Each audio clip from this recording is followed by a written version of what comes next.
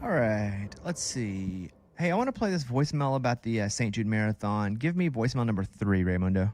I ran the St. Jude half marathon in Memphis, and I raised $7,500 for my friends, coworkers, family. I became a St. Jude hero. I was so excited. I trained.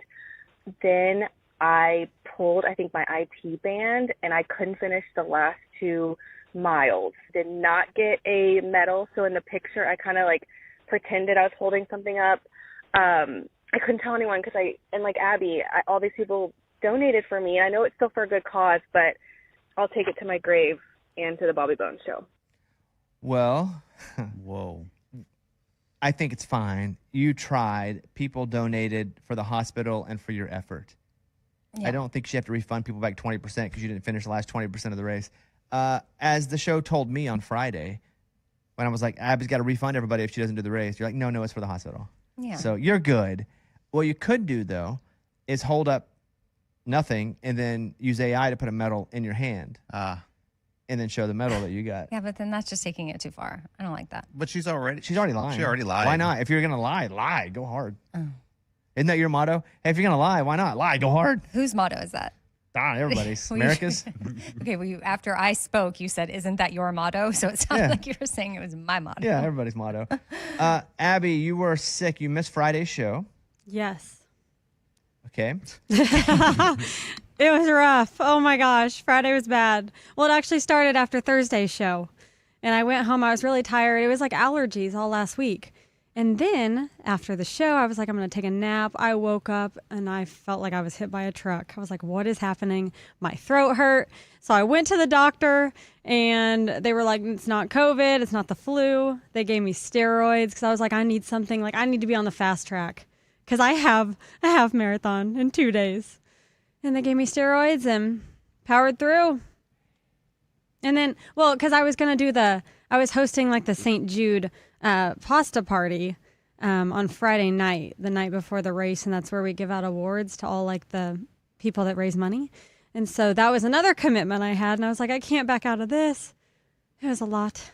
So you ran the race. Mm-hmm. How was your time compared to the last year's? Oh my gosh. Okay. So last year I was 1 hour, 53 minutes. And then the year before, I was 2 hours and 4 minutes. So mine was 1:59 was my time. So better than last year, but not better than year one. Yes. Yeah.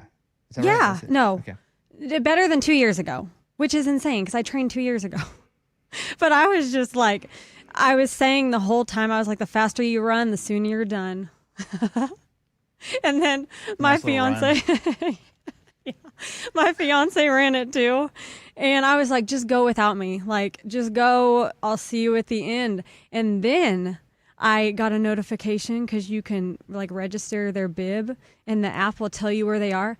At mile 10, he was only 3 minutes in front of me. And I was like, oh my gosh, he's dying. I can catch him. Let's go. Did you? Yeah. I caught him at the end. You caught him and you were sick? Because he saw me. There's kind of a point where you turn around so you can see the runners coming past you. And he was like, oh my gosh, I'm dying. I'm like, no, just go, finish. And he was like, no, I'll wait for you. And he waited for me. We finished at the same time. So he was tired and he waited for you. Yeah, he was. So he was like, my time doesn't matter anyway. I'll just wait for you. You basically carried him across like those Tell Me Something Goods. Yep. Where the person can't finish and the other person grabs them and takes them across. Those are cool. That's what it was. So what was it? Allergies for you probably? I guess. I really don't know. The doctor really didn't know either. It was more. Did you go to Lunchbox's doctor? Okay. All these doctors are like, I don't know. YouTube it. Okay, well, congratulations on finishing the race. It was more than allergies, I would say, because it was sore throat and that's allergies. Just feeling like you're hit by a truck. That may Tired. be different. Maybe not. Yeah. Well, we're happy that you pushed through. Thank you. It was good. Give me voicemail number 4, please. Y'all would bring up about how Lunchbox Daniel, whatever, was on the Jerry Springer show. And if you look it up, I remember us y'all talking about it. You could look it up and it would have his name Daniel. Unless I'm wrong, I thought everyone kind of knew his name was Daniel. I thought it was just kind of out there. It was. Because he says it in the clip. But it's not something that happened while we were doing the show. So it's not something that we were just free to bring up. And also when I literally found out that he made the show, people were going, Daniel made the show. And I was like, why do I care about Daniel? I didn't even connect the two. Yeah. Because never. you hear me in that podcast go, Daniel, they keep talking about Daniel. Like I live found out while we were recording. And so, yeah, nothing with Daniel has happened while he's been a part of the show. And even when I think of his real name, which I only hear his wife use, it's Dan. Dan, yeah. So I don't ever think of Daniel as Dan, who I barely think of as Lunchbox. But we haven't like super hit it. It hasn't been under lock and key. Mm-hmm. It just, hasn't been something that we've talked about because he hasn't done anything really as Dan or Daniel on the show. It seems like when he goes on national television, he's Daniel. I mean, those are his two moments, Jerry Springer and Price is Right. I guess it's when you have to use your real Except name. for, wait, what did he use when we did Family Feud? Lunchbox? But that was Celebrity Family. Yeah, they Feud. don't care about. You can use whatever name you want because even my name is Bobby Bones. Next one, number 5.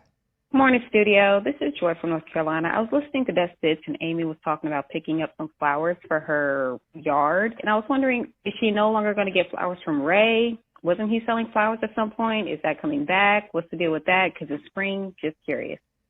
Ray was doing Mums, which is a fall thing. Correct. So Ray jumps in, never says anything. That's right. Jumps in. Yep. he's a mum guy. All right. And Ray's mums were huge. But Country mums. He didn't grow them, did he?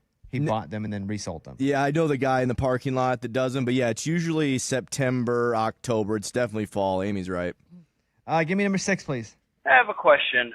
Growing up, I listened to Howard Stern there in Hartford Station, and then I moved to Arkansas and I discovered y'all's show. As you were getting into radio, maybe some of these guys you may have taken some inspiration from, maybe like a Howard Stern, a Don Imus, or a Casey Kasem. And I'm just wondering if you ever had the opportunity to meet any of these guys.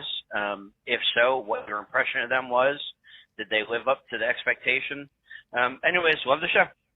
Never met Howard Stern, Don Imus, or Casey Kasem. Growing up, I didn't have Howard Stern wherever I lived. I saw the Howard Stern movie, and my mind was blown. And I was like, that's the greatest movie I've ever seen. And then I read all of his books. And so he's been a big inspiration, not always on the content that he's done, but he was the guy that had he not existed, we wouldn't be able to do this show like we do, just free and open. Not that we're pushing any boundaries. And his show wasn't always about pushing boundaries with the FCC, but I mean, to say that I got fined, there's only a few of us that have been fined $1 million by the FCC. I'm one of them. He's had it a couple times. Different reasons. I think one time he got fined for a guy was playing piano with his wiener. Oh my gosh. Funny though, huh?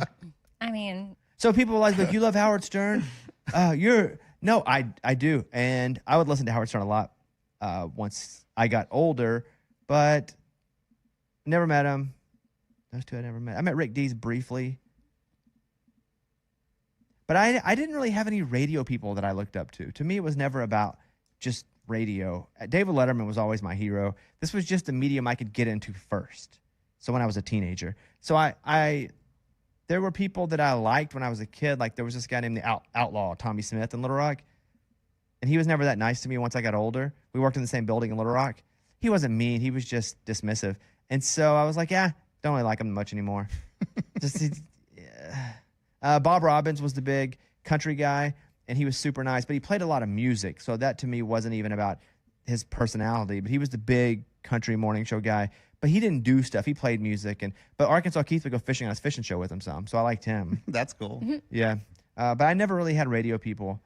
I loved Howard Stern once I got older, especially for all the things that he did for everybody who wanted to get in and just didn't want to talk like this and have a crazy voice and ramp up songs.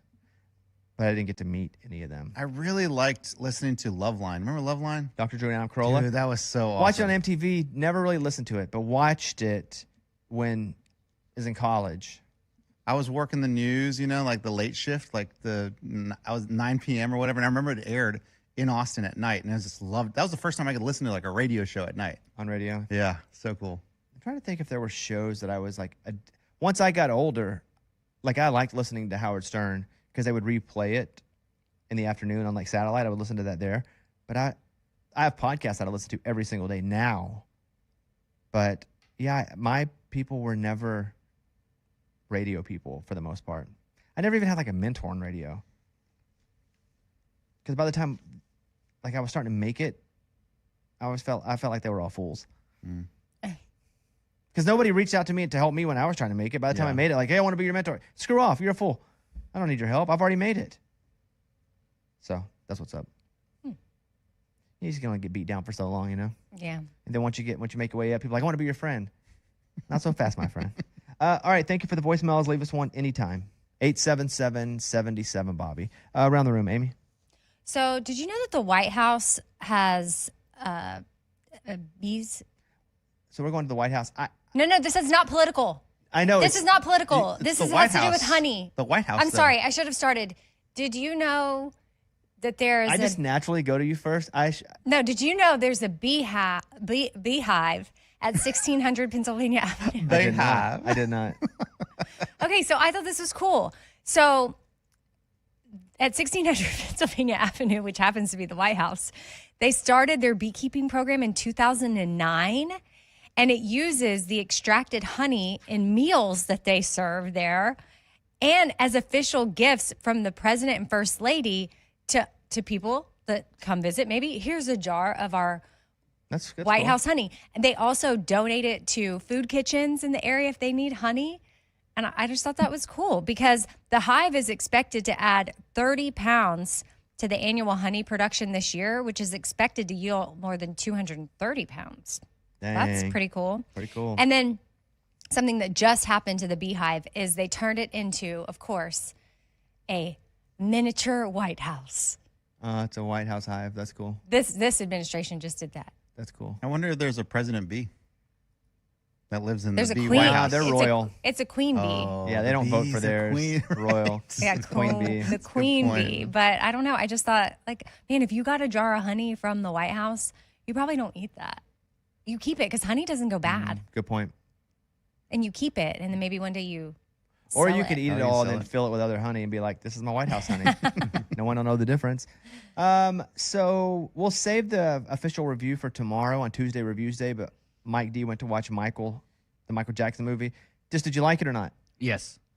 So it opened to $97 million this weekend, which is a lot of money, breaking a record held by Oppenheimer. There are new abuse claims being filed against Michael Jackson. So I'm going to say again, and we did a whole episode on Netflix over the weekend about how people were upset that there were no abuse allegations in the movie, but the movie only went to, I believe, 1984 or something. Like 86, whatever yeah. it is. That's before all that happened. It was like the early version of his life. And then we went through case by case, part by part, of all the abuse allegations. And I think it was 14 counts, all not guilty. FBI investigated nothing.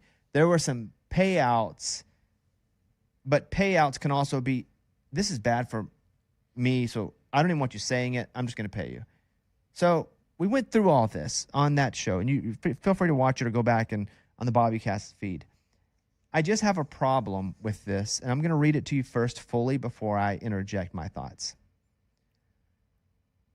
The previous record was held by Oppenheimer, $82.4 million during the summer back in July 2023. In darker news, a family that had previously defended Michael during a 2010 interview with Oprah has suddenly reversed course in their position and laid out their own abuse allegations. Back in 2010, while Dominic and Connie Cascio were doing press tours after Michael's death, they described him as second family, but now they claim he abused 4 of their 5 kids. They had supposedly worked out a secret deal with the Jacksons to the tune of $16 million in hush money, but they stopped getting paid, so now they've gone public and filed a lawsuit. Doesn't this smell like bullcrap to you? You're going to not accuse him. It's so easy to accuse somebody of something when they're dead. You can't prove anything when you're dead. And they've been defending him for years and years because of money. And now all of a sudden money dries up, so now, nope, he abused us. Oh, yeah. This feels shady as crap. Well, do we know for sure? Nope. But you can't go and do a press tour going, he didn't do it, he didn't do it, he didn't do it. And then after he's dead, 1, that's the first thing, because he can't defend himself. And then 2, because the money dries up, now you're going to go out and say he touched your kids? If he's touching kids, it should be about more than money. That's crazy to me. He can't, somebody dead can't defend themselves. Right. And then also, I'm not saying everybody dead can't have allegations or be accused. But if you've been out saying they didn't do it, but now that he's dead, you're saying he did it, and it's because you didn't get more money, what is happening here? The credibility is a little off. Does that not feel just wildly shady? Or am I the only one that's like, No, they've lost credibility. They went on Oprah and claimed he was second family. And now they're not getting money. They're like, nah, never mind. How do we know, since you're so money hungry, that you're not just saying this now for money and you were telling the truth before and now you're lying because there's no way to prove otherwise? Did they get all the money or did they just stop coming in? It says they worked out a secret deal with the Jacksons to the tune of $16 million in hush money years ago. But now they've stopped being paid and they've gone public and have filed a lawsuit. So I'm assuming they got all of it. It sounds like they got I all don't know. of it. I don't want to assume anything, but I think it's really hard if you're dead to defend yourself. Some dead people did it, though, for sure.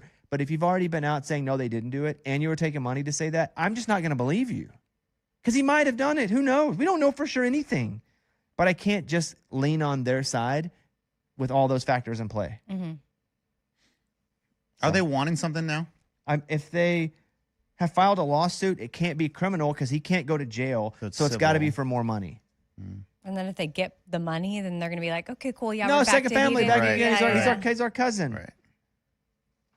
Yeah, it's crazy. That's crazy, man. Eddie, your story? Yeah, so in Spain there was a fair going on, and you know that ride, the slingshot, where it's like this cage with two people, and then it's attached by bungee cords. Yes, that thing's crazy. And it pulls you like a slingshot, and then lets you go. I like those TikToks where they show their faces.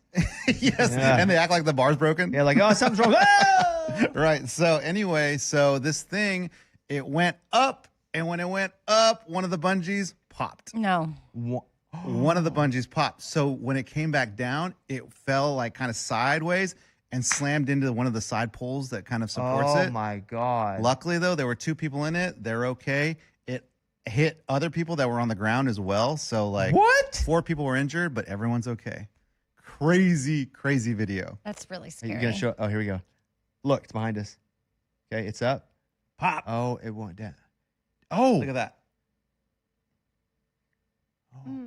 Do you know what's crazy about that is? Can you show me that again? It didn't pop on the stretch down. It popped while it was up, and it was totally loose. I know. So look, it goes up. Okay, so it doesn't to me look like it popped. It looks like it disconnected. It looks like it just unhooked. Dude, that's crazy. If I'm watching that, that's first. Oh my goodness. You guys ever been on one of those? Yeah. No. You've done the slingshot? What? What's that Never. like? It's pretty fun. I'm always motion sick when I get off, but it's pretty fun. I would imagine. It takes a minute for me to get my bearings back. We drove by a carnival last weekend, and my kids were like, "Oh, can we please stop?"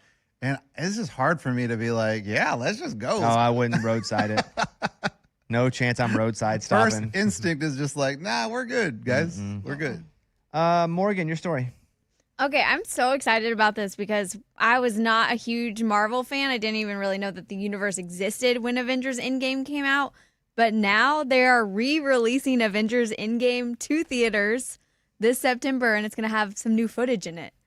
And I'm really excited about this because I get to How finally much new participate. footage? Because for me to go back, it's going to need to be over 40 minutes. They haven't specified how much, but they said it links to Doomsday, which is what is coming out in December. So it's a necessity to do this. No, I don't know about a necessity. I would assume like 5 minutes. Damn out. Just to make it kind of go into the next movie a little bit better. Do you know Howard the Duck is part of Marvel? Yeah. What? First Marvel movie. Really? Howard the freaking Duck. He's from way back in the day. He's a character, like a superhero. He has a Marvel comic, yeah.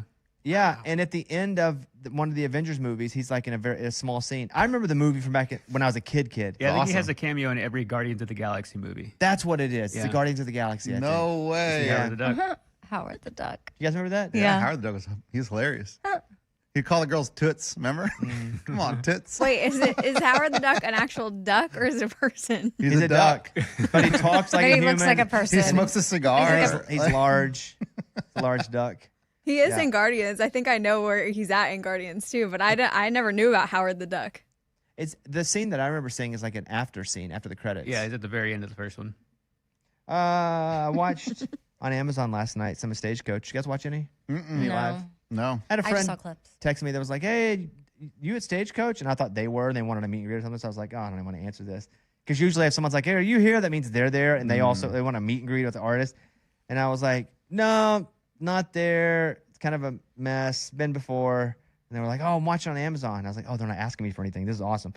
And I said, how is it? He goes, it's really good. So last night we watched Cameron Marlowe's performance. My wife and I did. We're feeding the baby. Cameron Marlowe is really good, really great singer. If that's like my moment, though, I'm not wearing big sunglasses because he had huge sunglasses on. And like, I want the audience to know what my face looks like in the crowd. And I get it, it's very sunny. But if I'm like a manager and you're going on in huge sunglasses, I'm like, don't wear your sunglasses. I know it's going to be bright, but you need people to know your face. Because it's not like he's known for his face. I think he's got a big song, and then he's got some other stuff that like his fans like. But I wouldn't have put him out there in big sunglasses because everybody on Amazon with huge sunglasses on, he looked like Morgan Wallen. Because it covered so much, and he kind of has that facial structure and beard and mustache. And I like Cameron. He's been over here before. But I would have said no big sunglasses because you need people to know who you are. There's such a logjam of dudes in country music that are all seemingly the same because they're very alike in the songs that they put out. It's not normally his look. Those big sunglasses? Are you looking at it? Well, yeah. I don't know. I guess because I'm thinking like, then it can be part of your look. Like it's not. I mean, I'm sure he wears sunglasses sometimes, but that's such a big spot. You have an afternoon spot, Stagecoach. It's on Amazon. A lot of new fans that were there at that stage. Some to see him, I'm sure, but to see Brooks and Dunn later on that night and Post Malone. Yeah. Like you want to get a good spot. And he was great. Great singer. So there's a Dylan Marlowe too. Dylan Marlowe, Cameron Marlowe. With a K. Interesting. Yeah. And then Brett Young went on after that. We didn't watch Brett Young. We a little bit came back to watch, what's his name? Long hair. Poison. Oh, Warren Ziders. Warren Ziders. Yeah, Warren Ziders. Watched a little bit Pretty of him. Little Poison. Yeah, that's what it is. Him my putty, little poison. Watched a little bit of him. It's pretty good. And we fell asleep before Brooks and Dunn. I know. Try to stay up. Well, I didn't even know. Festival life. I didn't even know that they were playing that night. But Caitlin and Ronnie Dunn's wife are very close, and she was out there, and she was like, "Yeah, we're." And so they said they were going on at like 7 or something, and we were like, "Oh, we'll watch them," but it's 7. I think it was 7:50 their time. Oh yeah, West Coast. Dang, it went Hootie. Hootie was after Brooks and Dunn, right? Brooks and Dunn, then Hootie, then Post Malone. Okay. I thought it was the other, like Hootie, then Brooks and Dunn, then Post Malone, but either way. Yeah. I could be wrong, but when I looked at the schedule last night, it seemed like it was Brooks and Dunn, then Hootie, then Post Malone, which I thought was weird that Hootie would be after Brooks and Dunn. Maybe Brooks and Dunn were like, yeah, we're good. We're going to go to bed. It's a little late. They're like, it's late for us. Can we go on earlier? But it's pretty good. Amazon did a pretty good job. I did see some clips from Counting Crows. Did you see those? I saw one. I saw them doing Accidentally in Love. Yeah, that's the one I saw. And it sounded great. Sounded just like the record. I did a story with, I don't know if I talked about it on this podcast or not, with the New York Times about this last week about a lot of those alternative acts doing Stagecoach this year. And they were like, why? And then I gave them like 3 reasons, and they believed it. So they put it in their story. So there you go. What are you looking at? I was just looking at the full lineup. It's crazy because some years, most years, there's an artist, because they book those a year out. There's an artist that very much blows up more than they were expecting to, so they play an earlier spot. So like Ella Langley played like a 4 p.m. spot. Yeah. Yeah. And not that Bailey Zimmerman's not big because he does arenas, but Ella's bigger than Bailey right now, so he went after her. That's always got to be a weird thing. I thought thing. it was so cute. She brought out Theo Vaughn. Yeah, it's like Morgan Wallen's not here. He's doing dad stuff, so Theo Vaughn went out.